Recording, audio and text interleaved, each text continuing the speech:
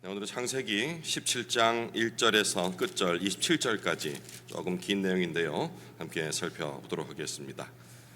창세기 17장 전체의 말씀 저와 여러분이 교독하겠습니다.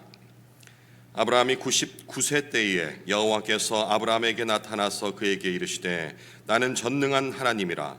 너는 내 앞에서 행하여 완전하라.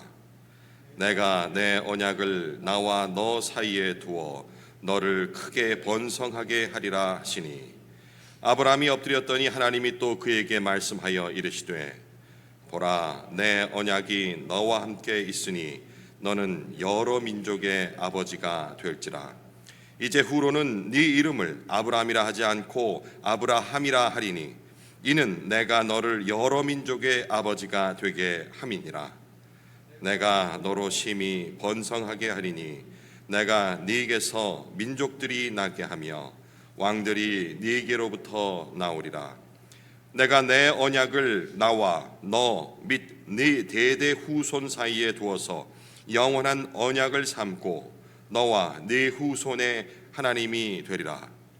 내가 너와 네 후손에게 네가 거주하는 이 땅 곧 가나안 온 땅을 주어 영원한 기업이 되게 하고 나는 그들의 하나님이 되리라. 하나님이 또 아브라함에게 이르시되 그런즉 너는 내 언약을 지키고 네 후손도 대대로 지키라. 너희 중 남자는 다 할례를 받으라. 이것이 나와 너희와 너희 후손 사이에 지킬 내 언약이니라. 너희는 포피를 베어라. 이것이 나와 너희 사이의 언약의 표징이니라. 너희의 대대로 모든 남자는 집에서 난 자나 또는 너희 자손이 아니라 이방 사람에게서 돈으로 산 자를 막론하고 난지 8일 만에 할례를 받을 것이라. 너희 집에서 난 자든지 너희 돈으로 산 자든지 할례를 받아야 하리니 이에 내 언약이 너희 살에 있어 영원한 언약이 되려니와 할례를 받지 아니한 남자 곧 그 포피를 베지 아니한 자는 백성 중에서 끊어지리니 그가 내 언약을 배반하였음이니라. 하나님이 또 아브라함에게 이르시되 네 아내 사레는 이름을 사레라 하지 말고 사라라 하라. 내가 그에게 복을 주어 그가 네게 아들을 낳아주게 하며 내가 그에게 복을 주어 그를 여러 민족의 어머니가 되게 하리니 민족의 여러 왕이 그에게서 나리라. 아브라함이 엎드려 웃으며 마음속으로 이르되 100세 된 사람이 어찌 자식을 낳을까? 사라는 90세니 어찌 출산하리요 하고 아브라함이 이에 하나님께 아뢰되 이스마엘이나 하나님 앞에 살기를 원하나이다. 하나님이 이르시되 아니라 네 아내 사라가 네게 아들을 낳으리니 너는 그 이름을 이삭이라 하라. 내가 그와 내 언약을 세우리니 그의 후손에게 영원한 언약이 되리라. 이스마엘에 대하여서는 내가 네 말을 들었나니 내가 그에게 복을 주어 그를 매우 크게 생육하고 번성하게 할지라.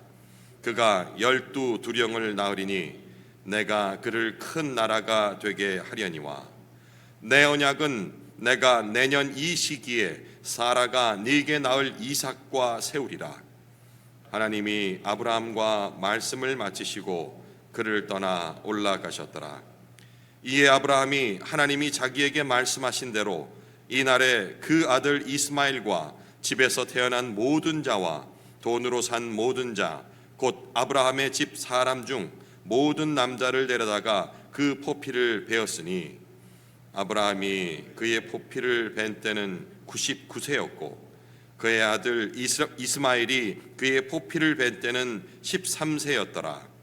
그 날에 아브라함과 그 아들 이스마엘이 할례를 받았고, 함께 읽겠습니다.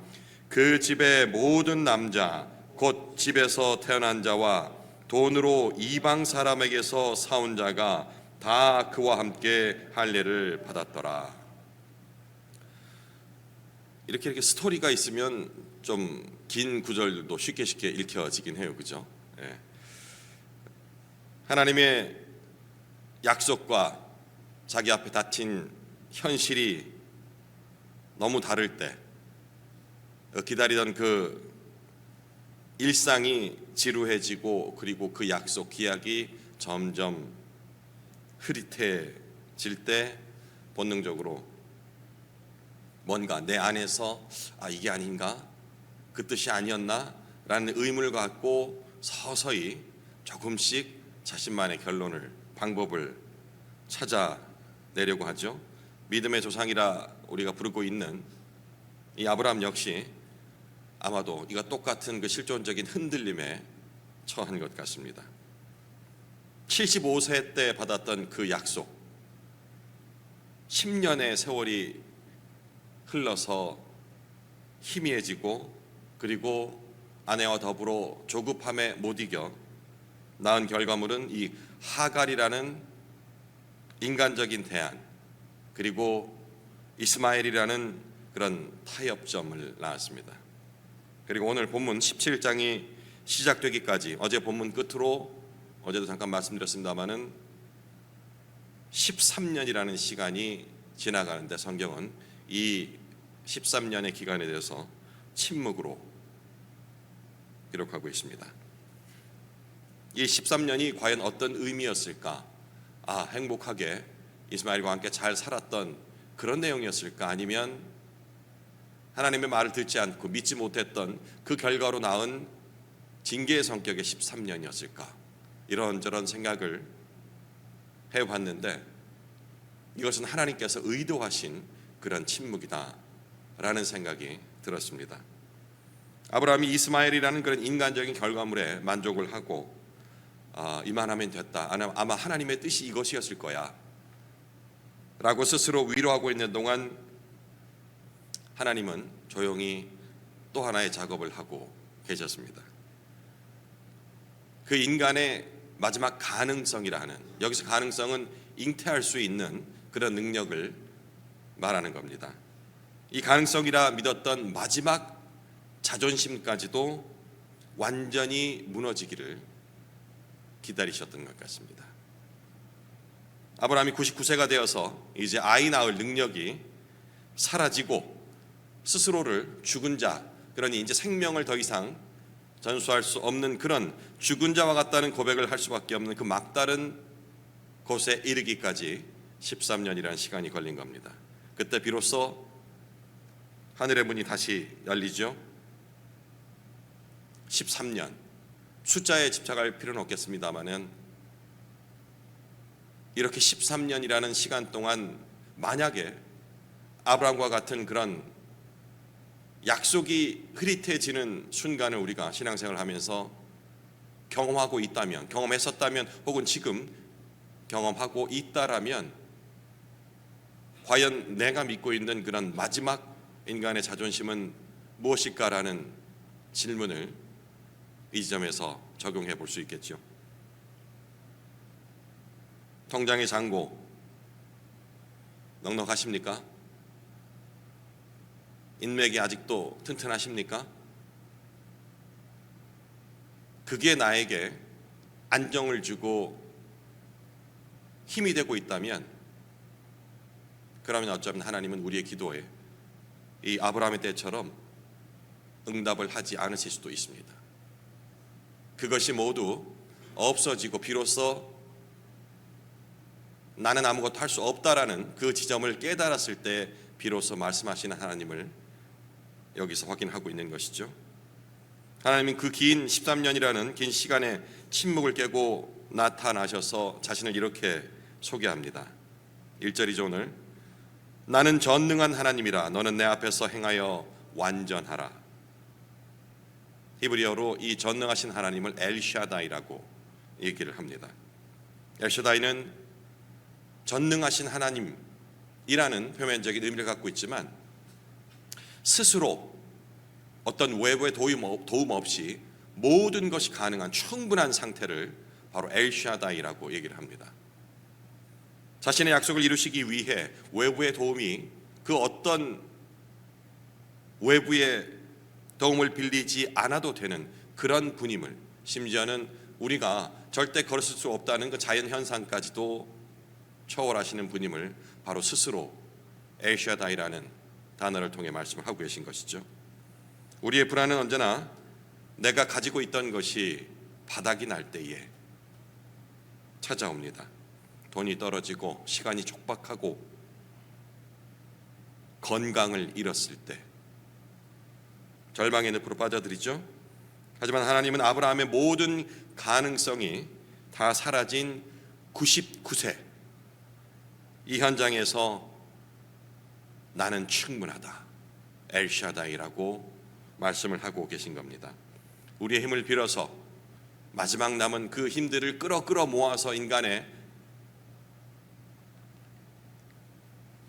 그렇게 도우미로서 역할을 하시는 분이 아니라 우리의 연약함을 통하여서 자신의 그 영광을, 전능함을 드러내시는 삶의 주관자라는 말씀입니다. 내 앞에서 행하여 완전하라는 이 명령은 도덕적으로나 영적으로 아주 깨끗하고 흠없는 사람이 되라라는 뜻이 아닙니다.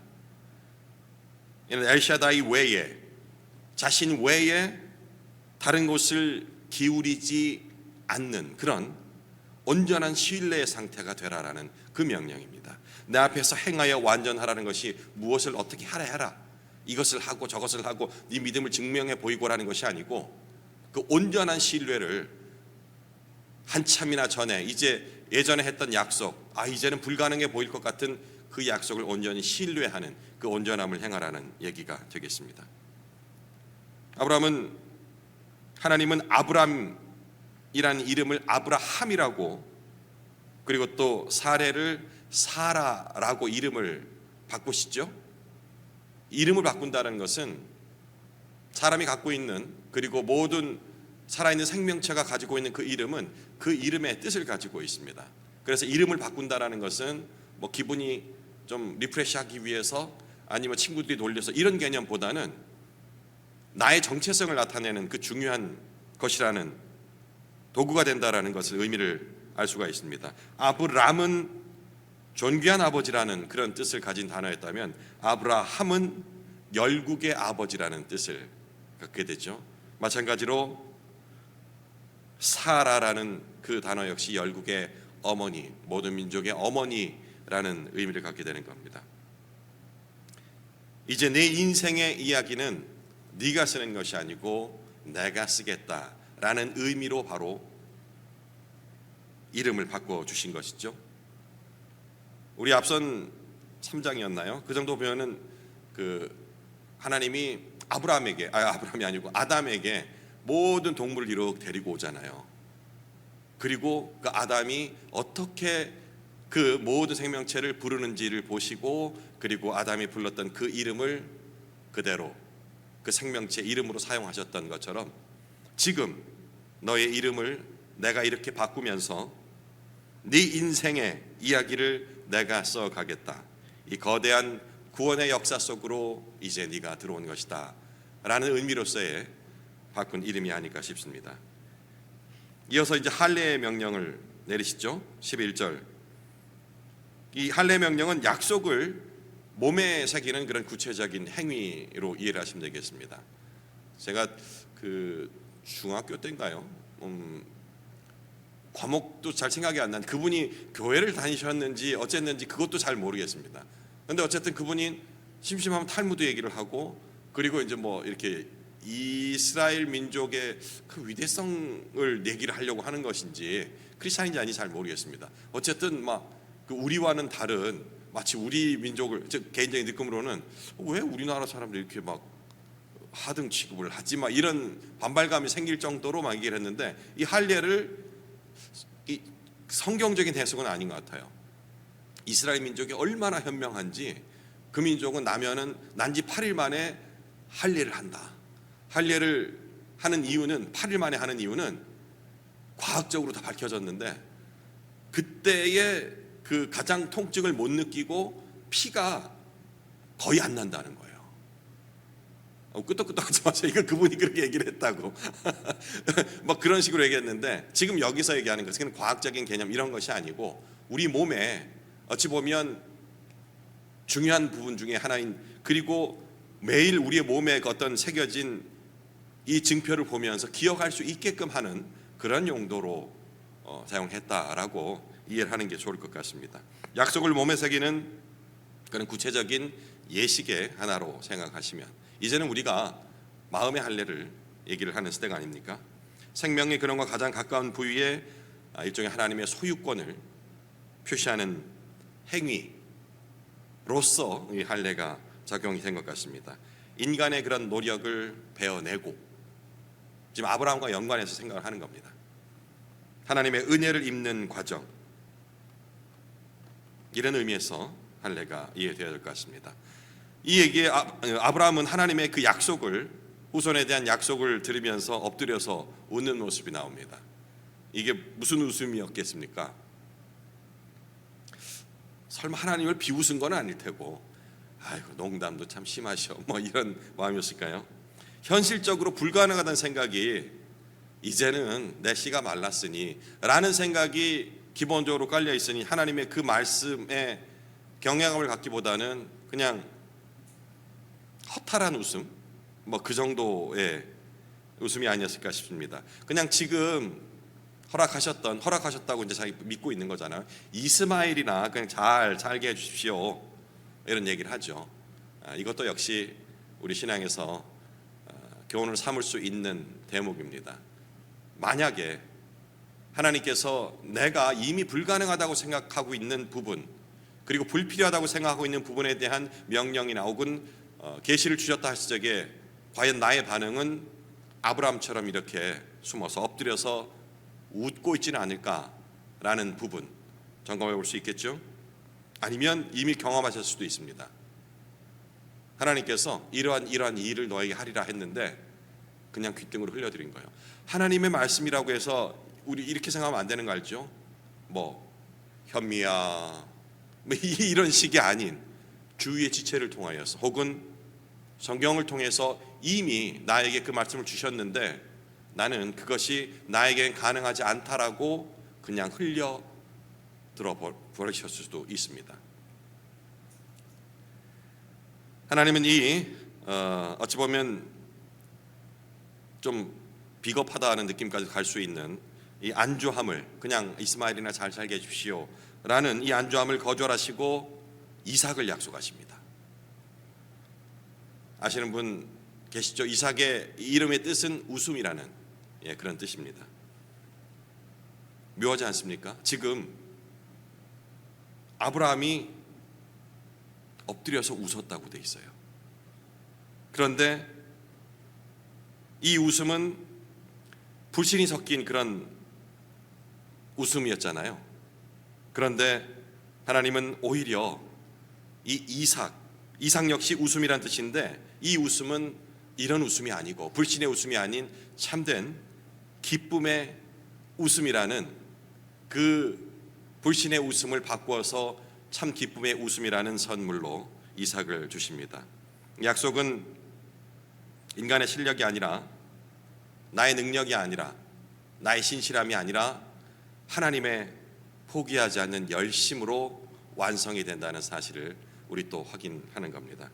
이 약속의 완성은 수천 년 뒤에 바로 예수 그리스도를 통해서 일어나죠. 아브라함의 독자 이삭을 바치려 했던 그 모리아산, 이 이후에 나오겠습니다마는 이 모리아산의 길은 자신의 외아들 예수 그리스도를 죽음에 내어주신 하나님의 사랑, 아브라함의 아버지의 모습과 대조될 수 있는 그런 모습입니다. 이 사랑을 바로 미리 보여주는 대목이 되기도 합니다. 이런 것이 구속사적 관점이라 말씀드렸죠. 구약 성경에서 우리가 미처 풀지 못했던 내용들이 왜 그랬을까라는 것이 예수 그리스도의 이 땅에 오심과 죽으심 그리고 부활 승천을 통하여서 이 목적 때문에 이러한 모든 인류의 역사가 이어지고 있었구나라는 것을 볼 수 있는 관점이 되겠습니다.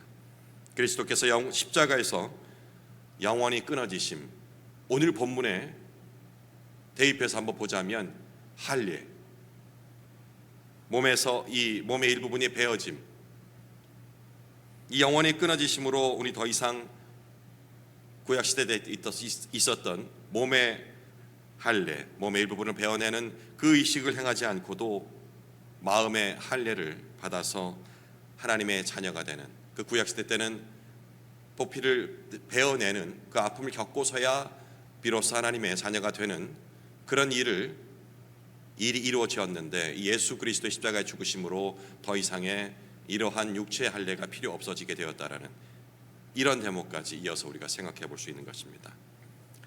앞서 잠깐 말씀드렸습니다마는 13년이라는 이 기간의 침묵이 누구도 피해갈 수 없는 그런 영적 정체기로서 우리에게 반드시 다가옵니다. 이때에 과연 우리의 자세가 어때야 할 것인가를 오늘 본문을 통해서 생각해 봤으면 좋겠습니다. 나는 이제 99세라, 나는 여자라, 나는 이제 나이가 많지 않아서, 나는 자녀가 없어서, 나는 돈이 없어서, 나는 많이 배우지 못해서, 그리고 나는 이미 실패한 자라, 나의 모든 쌓아왔던 것이 무너졌기 때문에 할 수 없다라고 탄식의 마음이 든다면 이제 나에게 그 13년이라는 시간이 온전히 다 지나갔구나, 하나님께서 일하실 때구나, 엘샤다이의 하나님이 내 삶에 개입하시는구나 라고 깨닫는 순간이 되어야 합니다. 우리의 정체성을 세상의 성취가 아닌 하나님의 약속, 영원하신 약속 위에 두라고, 우리가 시작할 적에 불렀던 이 찬송의 고백처럼 이 아침 하나님께서 우리를 위해 진짜 준비하신 우리의 이 헛웃음을 무색하게 할 참 웃음 이삭이 기다리고 있습니다. 99세 이 노인을 깨워서 열국의 아버지를 만드신 엘샤다이의 그 전능하신 하나님의 손길, 이 손길이 현재 우리에게도 임하시고 인도하고 계신다라는 그 믿음을 오늘 아침 묵상으로, 확신으로 이어가시기 바랍니다. 개인적으로 묵상 이어가시겠습니다.